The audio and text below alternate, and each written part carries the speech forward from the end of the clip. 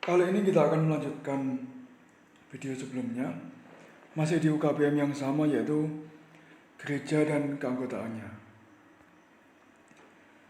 Sebelumnya kita sudah membahas tentang gereja sebagai persekutuan umat Allah yang terbuka dan hierarki dalam gereja Katolik. Sekarang kita akan membahas tentang hubungan awam dan hierarki. Baik, ini yang sebelumnya sudah kita bahas seperti ini.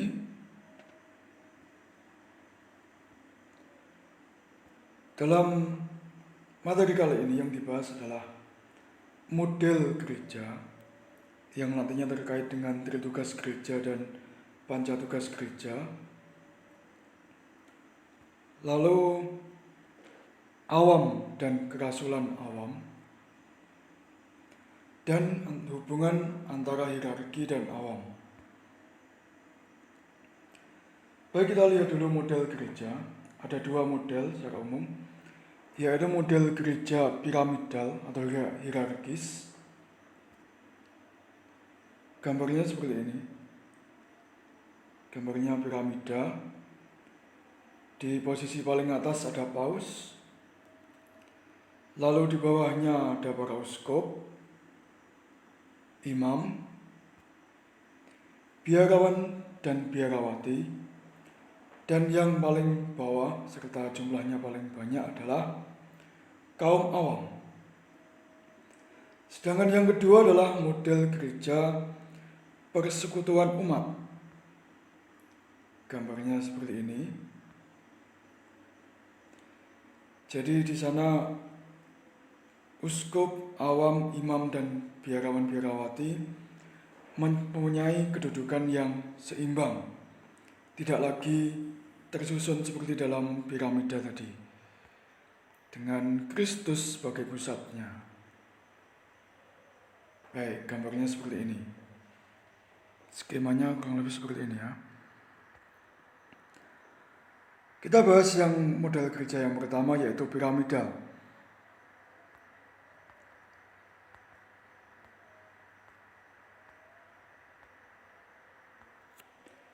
Ciri-cirinya yang pertama adalah para hierarki menguasai umat.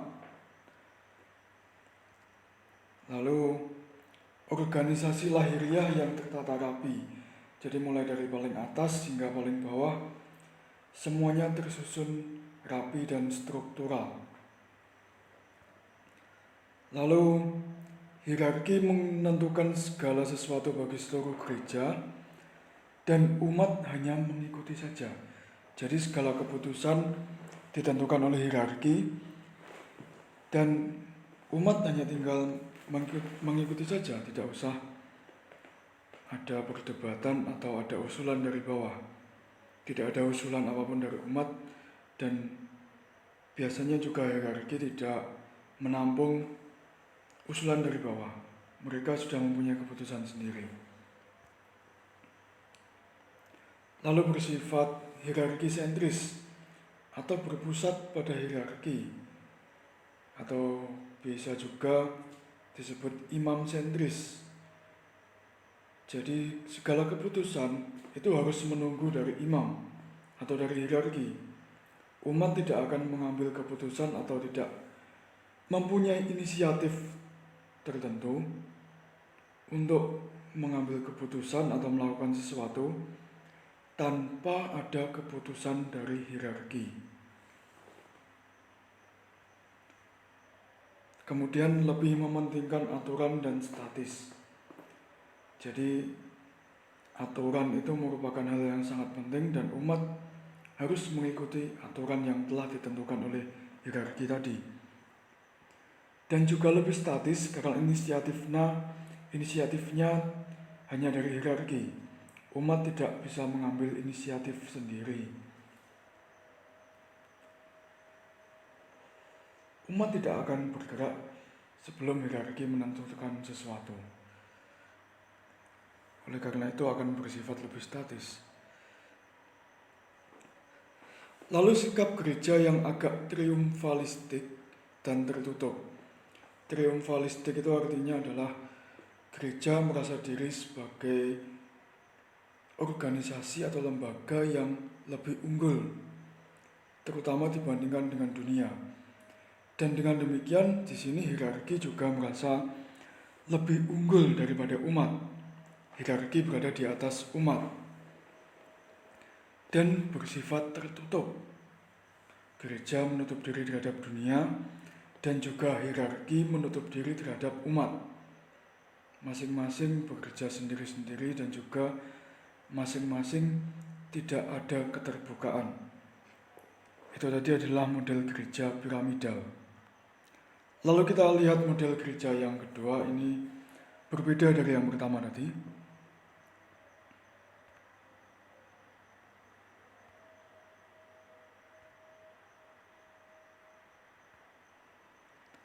Dalam model gereja persekutuan umat, gereja bersifat kristosentris, tidak lagi berpusat pada imam, tetapi berpusat pada Kristus sendiri.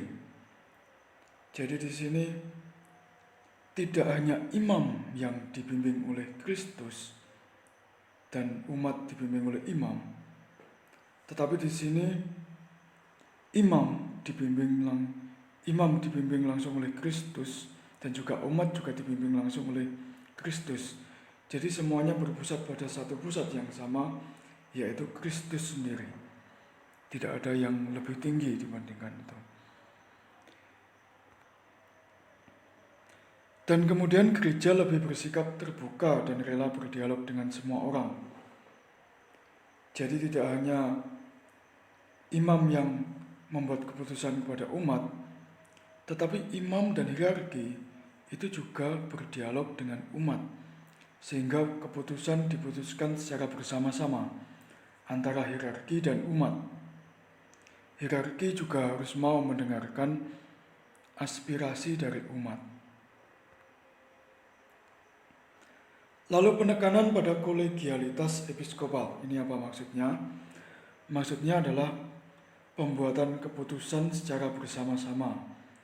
Tidak lagi keputusan hanya dari uskup saja atau dari imam saja, tetapi ada kolegialitas. Bahkan uskup pun dalam membuat keputusan juga dilakukan secara bersama-sama. Kemudian aggiornamento, masih ingat aggiornamento dalam pelajaran yang kedua tentu saja. Aggiornamento adalah gereja yang terbuka, semangat membuka diri, yang kemudian mengalir pada Ecclesia Semper Reformanda atau gereja senantiasa memperbarui diri. Dan semangat ini yang mendorong umat untuk terlibat dan berpartisipasi serta bekerja sama dengan para klerus. Klerus adalah kaum yang tertahbis, atau dalam hal ini adalah hierarki.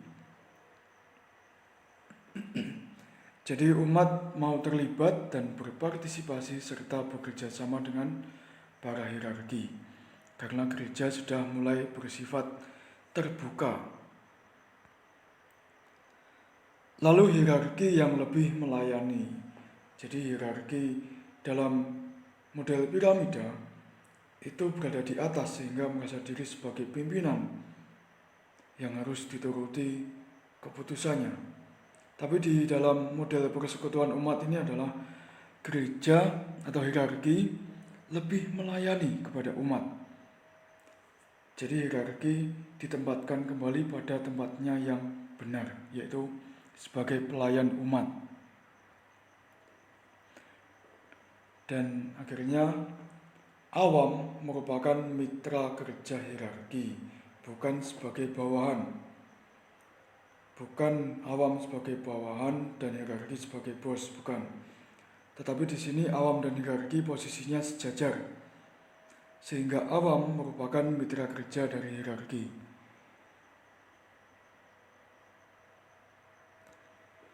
Lalu apa hubungannya antara model dengan peran awam dalam tata dunia? Sebelumnya kita harus melihat dulu tri tugas gereja. Ada 3.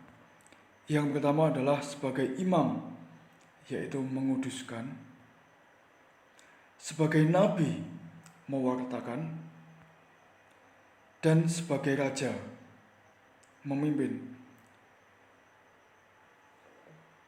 Sehingga dari tugas gereja tadi ada 3, yaitu imam, nabi, dan raja. Imam menguduskan, nabi mewartakan, dan raja memimpin.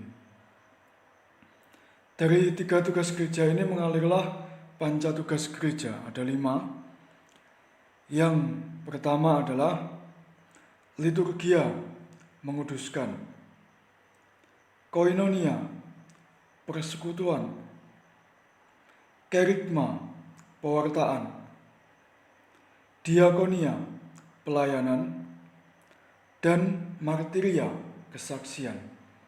Jadi ada 5, yaitu liturgia, koinonia, kerigma, diakonia, dan martiria.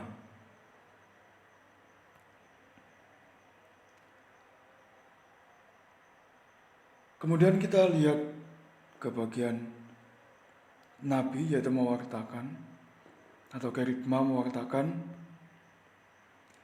yaitu peran awam dalam kerasulan.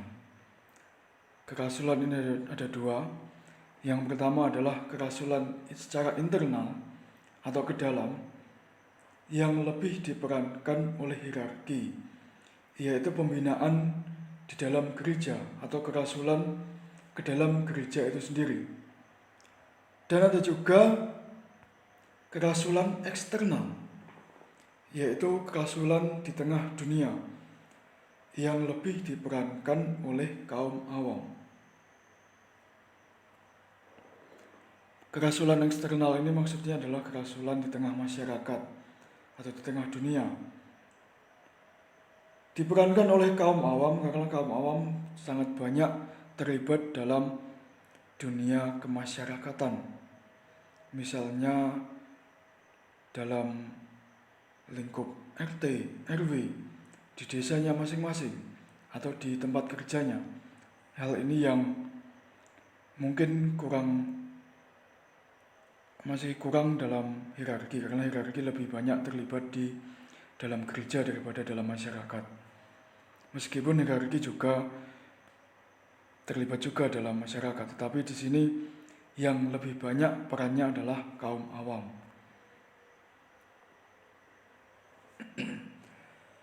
Kemudian kerasulan dalam tata dunia. Sebelumnya gereja itu memisahkan diri dari dunia, sehingga gereja seolah-olah sesuatu yang kudus atau berada di menara yang tinggi, yang indah dari jauh, tetapi tidak bisa didekati, dan dunia dianggap sebagai sesuatu yang jahat, penuh dosa, sementara gereja adalah yang kudus. Dalam kerasulan tata dunia yang baru, gereja mau masuk ke dalam dunia dan terlibat di tengah dunia, sehingga gereja merupakan bagian dari dunia, dan di dalam dunia itu gereja menguduskan dunia, tidak lagi terpisah dari dunia. Inilah kerasulan dalam tata dunia.